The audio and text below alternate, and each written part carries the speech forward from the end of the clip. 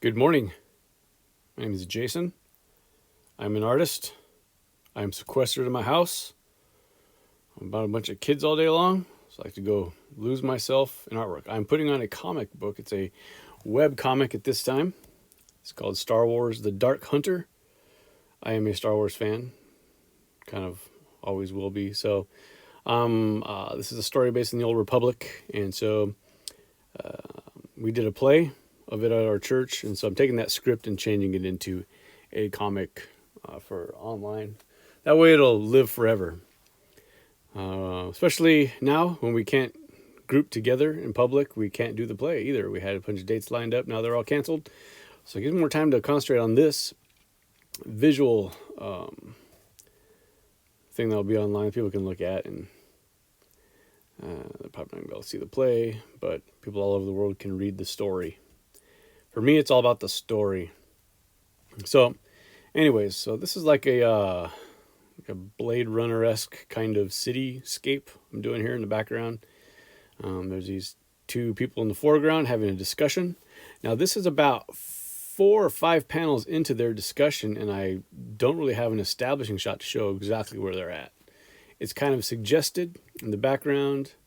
I don't think the background's that important, but it is for people that want to know exactly what's going on and stuff. So I'm doing it just to provide some context, exactly where they're at. Show where all this light is coming from. This whole discussion has been a battle between pink and blue. You know, her femininity, his rogue masculinity, just kind of, they're going toe-to-toe emotionally, mentally. And she's kind of been breaking him down. So here he is kind of finally opening up to her. So I figured I'd open up the scene. You can see exactly where everybody's at. So anyways, it's going to be dark. It's going to be moody. There's rain. And they're in a big Blade Runner kind of a city. So here I am. I always start in the background and I go forward, making kind of a cityscape. It's going to be kind of blurred out. It's going to be diffuse, out of focus a little bit, but it's apparent to me that since the foreground artwork is simplistic, the background has something cool in it. That sign is a repurposed sign that I made for another panel. It was in severe forced perspective and stuff, and it was you can only see what was on it anyway. But I got this weird Star Wars creature on the left, and then the little cow guy with 3 eyes on the right. And I realize now that you can't even see who the other guy is anyway, so he has not had his day in the sun. But I'm dropping these little details on here. I'm duplicating each light layer and changing the top layer to add, and then taking the Gaussian blur effect and making it all shiny looking. That's just me looking at previous panels for reference to what's in the background as well. What other colors I can use here for these scenes. These 3 colors are my complementary color triad per the Procreate app here. So I've been using these this whole time to paint the cityscape and just give it a solid palette. This 4th color is my force. Maybe someone's using the force or doing something forcey. This is what the color I use is like a different kind of a blue, but I figured the city, I was going to make some variants in there. A couple of the panels have red in the background, so it's an Imperial city. I drew that Imperial symbol on some of the sides of the building. So I'm just building randomness. So I'm using my Bluetooth keyboard and the arrow keys to make a smooth transition from left to right. I find out on the iPad if you dial something down with your thumb, it's in a perfect position. When you lift your thumb up or your finger up, it registers that little microscopic movement and it throws your precision off when you're doing something. So in some things, I like to use the Bluetooth keyboard, the keys. You might have saw me try that with the pink billboard and the yellow windows, but they were so big it was taking forever. So I just moved them manually and then used the Bluetooth arrow keys to dial in the precision there. So I'm doing now, the background, like I said, usually blurred. I don't want you to focus on the background details, but it has to be kind of convincing to look at. When I look at comics, I look at everything. I look at the background, I look at how they did the sky, how they painted the trees, how they rendered this, that, and the other thing. So I'm doing that right here. Like kind of perspective, highlights and different things on the windows And the buildings surrounding the windows give you kind of a feel, give you some depth to it. Not just floating light boxes on a dark background. We got some really exciting footage here of me flatting the foreground characters. What I do is I'll make a selection for the silhouette, and I'll drop the dark color in that I want all the shadows to be. And at night, it's kind of this dark shadow color that everything is. So I'm going to drop this color here. You're just going to see the background disappear. Same thing with the female character. I'm going to just select her silhouette and drop it in from above. Now you kind of get an idea what is going on in the composition here. There you go. Yep. Nice boot, lady. So then we're going to go on, color some more.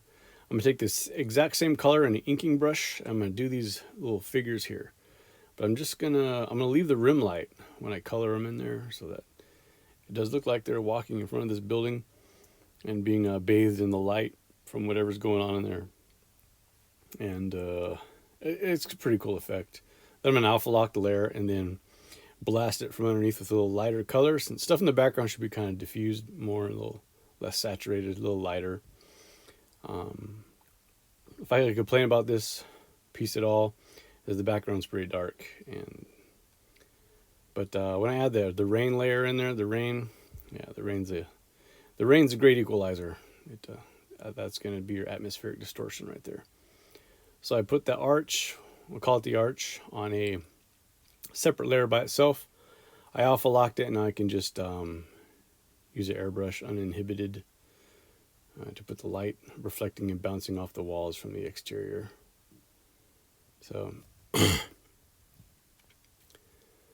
coloring demystified. Aren't you glad you watched this? All right, so I'm using a smudge tool to diffuse the border there. The light's going to come in at an angle from top to bottom. In this kind of perspective, it looks kind of a straight line right across, but it wouldn't be a precise line, like a laser point precision line. So this is what I mean about impressionism. I'm just dabbing with an airbrush here with a screen pen, the same color, and just making dashes and hacks and slashes here and there, dabs and daubs, whatever you want to call them. And it just kind of creates the look without being real precise. So when you're far away, you're just, oh, wow, that street's wet. In fact, these guys are reflecting into the water that's on the street. And you don't even think about it twice. I guess that's the heartbreak of art like this, is you flip through the pages and I even notice stuff that took 20, 30 minutes to do. But now the sidewalk, I'm doing some light reflecting on the sidewalk. These people walk by, not laying any new color for shadows, but keeping the existing color laying there. I'm going to pink out this puddle. Doing the exact same thing, just I had inked in the edges of the puddle, so I'm going to go ahead and select those and stuff. So this whole thing took me about an hour and a half to 2 hours, because every time I left, I came back, I thought of something else I could do.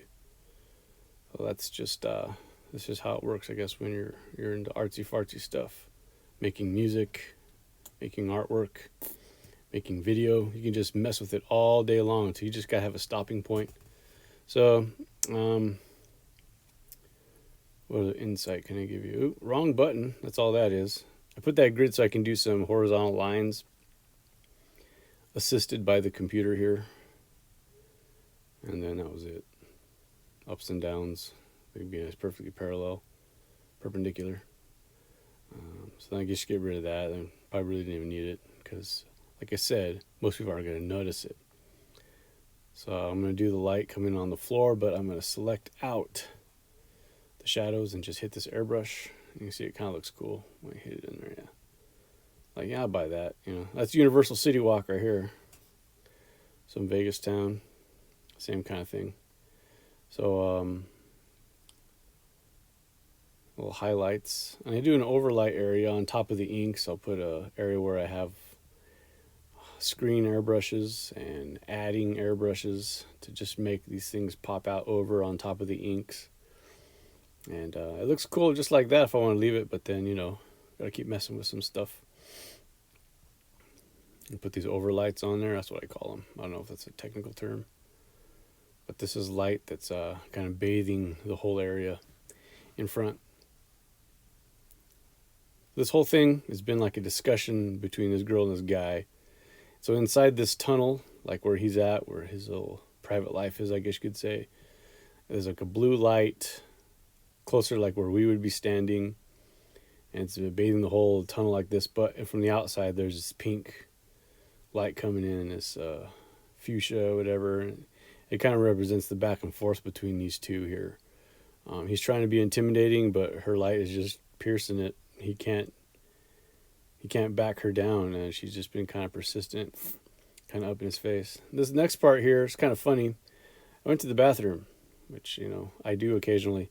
And when I came out, I was like, it's just something's not right here. So that light I was talking about, since it's farther away, I figured it'd be coming from overhead. And so I'm just using my select tool and a screen airbrush to just lay down these areas that the light would be falling on from far away. I'm airbrushing from top down for most of the stuff. I know that as your clothing fans out farther down, you get airbrush it from the bottom up. But for the most part, I'm just adding these little small highlighted fuzzy gradient areas in here to suggest form and shape where there was none before. This is just a normal layer with a screen airbrush. I'm selecting areas and I'm just hitting with the edge of the airbrush in the area, just suggesting shape, suggesting where the light would fall. So just right here in the middle of those three shapes, add a couple more in there. Just do whatever you can just to suggest that the clothing is folded, rippled here, and there you go. There you go, just some body shapes here, down to the boots even.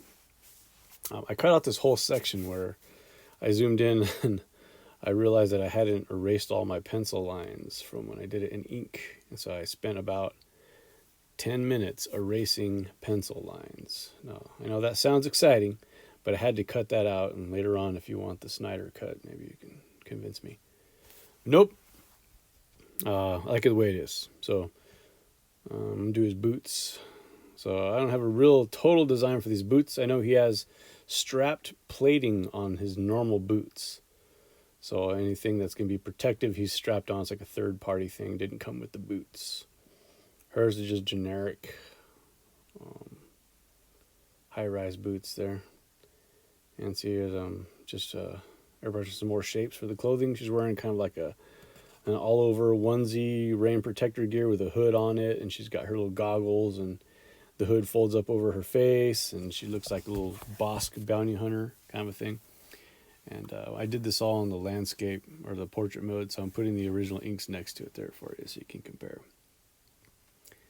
Did some bokeh lights in front, give a little atmospheric distortion, bring that one light source down from behind us, I guess, where the camera would be. There you go. Added rain in later. So my little secret there. Mwah. Thanks for watching. This is me talking about myself. What else is there to do when you can't leave the house? So Star Wars: The Dark Hunter on Webtoon. You can look it up, like, subscribe it.